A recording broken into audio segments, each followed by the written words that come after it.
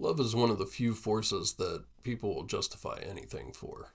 Cruelty, control, self-erasure, possession, all in the name of devotion. Tonight, Sallos asks a question, and it sounds romantic on the surface, but it cuts deeper than most people are willing to admit. How do you know when love becomes conquest? Because conquest rarely announces itself as violence.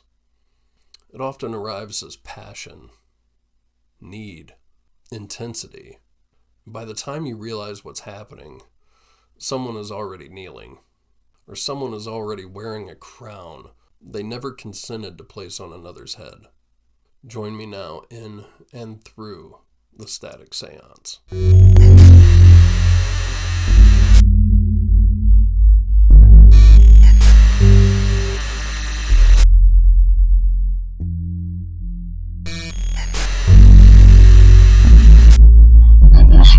Between stations, neither here nor gone. The hum of voices trapped in the wires, their confessions dissolving into static.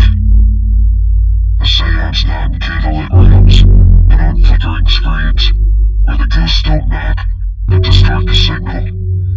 Shadows coil in the white noise. If only one dares to alter their own frequency, listen.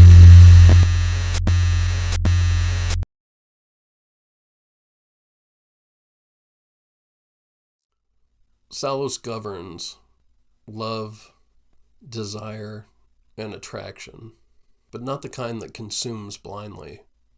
He governs noble passion, desire with discipline, eros tempered by respect. Beneath him in old iconography rests a crocodile, raw instinct, primal power, appetite, not destroyed, not denied, tamed, steered by consciousness. Let's begin with the past. Because most people learned love through conquest before they ever learned it through care.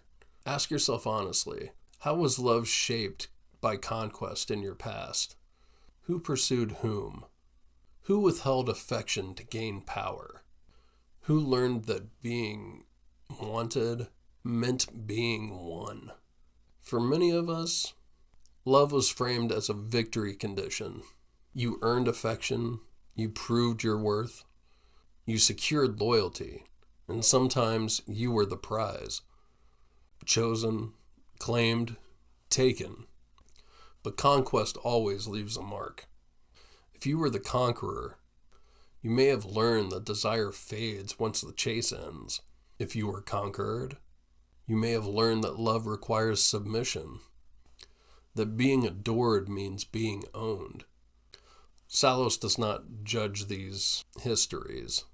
He reveals them, because until you see where love was entangled with domination, you'll keep replaying the same ritual under different names. Now let's move to the present, because this is where love becomes dangerous if you refuse to look directly at it. Sallos asks, how is love testing or conquering me right now? So pay attention to that tension. Do you feel anxious when love feels uncertain? Do you try to secure affection through control, through sacrifice, through becoming indispensable? Or do you disappear yourself to avoid feeling abandoned? Love tests us by pressing on our fears. Fear of loss, fear of insignificance, fear of being replaced. And when fear enters desire, conquest is never far behind. Conquest doesn't always look like control over another. Sometimes it's control over yourself, silencing needs, dimming power, calling self-erasure compromise. Sallos warns us here. When love demands that one will dominate and the other dissolve, something sacred has already been lost. True love does not ask for abdication. It asks for presence. This is where Sallos introduces the balance between surrender and sovereignty. Because surrender without sovereignty is not intimacy. It's occupation. And sovereignty without surrender isn't love. It's isolation. So Sallos teaches mutual enthronement. Two sovereign beings choosing to share power without forfeiting themselves. No kneeling, no crowning above another. Two thrones, side by side. Now let's speak about desire, because desire is often where conquest disguises itself best. Sallos governs the discipline of desire. Not repression, not denial, discipline. Desire with integrity.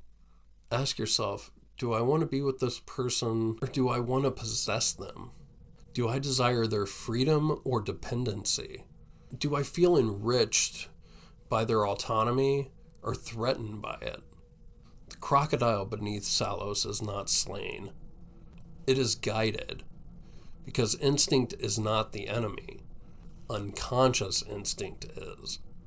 When desire lacks consciousness, it seeks ownership. When desire is conscious, it seeks union. So now let's look towards the future. Sallos asks, what becomes of love when conquest ends? Because every conquest ends. The chase concludes. The prize is claimed. The tension dissolves. And then, what remains? If love was built on domination, emptiness will follow. Resentment, boredom, quiet power struggles.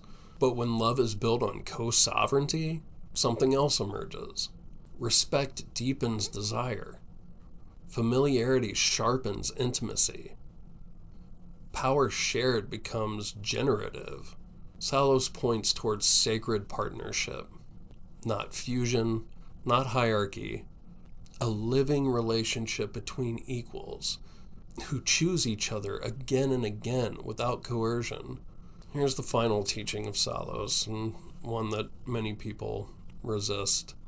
Love becomes conquest the moment affection transforms into possession. The moment connection becomes strategy. The moment fear of loss outweighs respect for autonomy.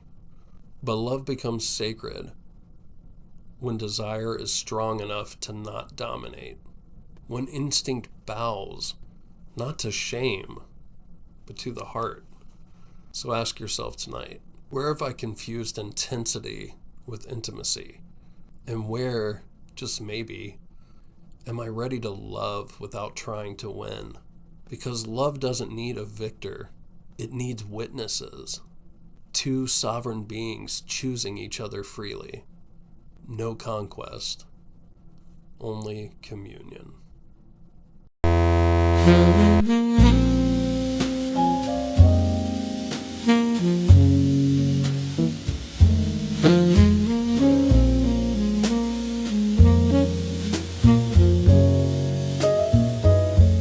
So many lies regarding a path, only ever the wrath of omniscient math. He may have his all-knowing eye, but then so what does she have? Ooh, what does she have?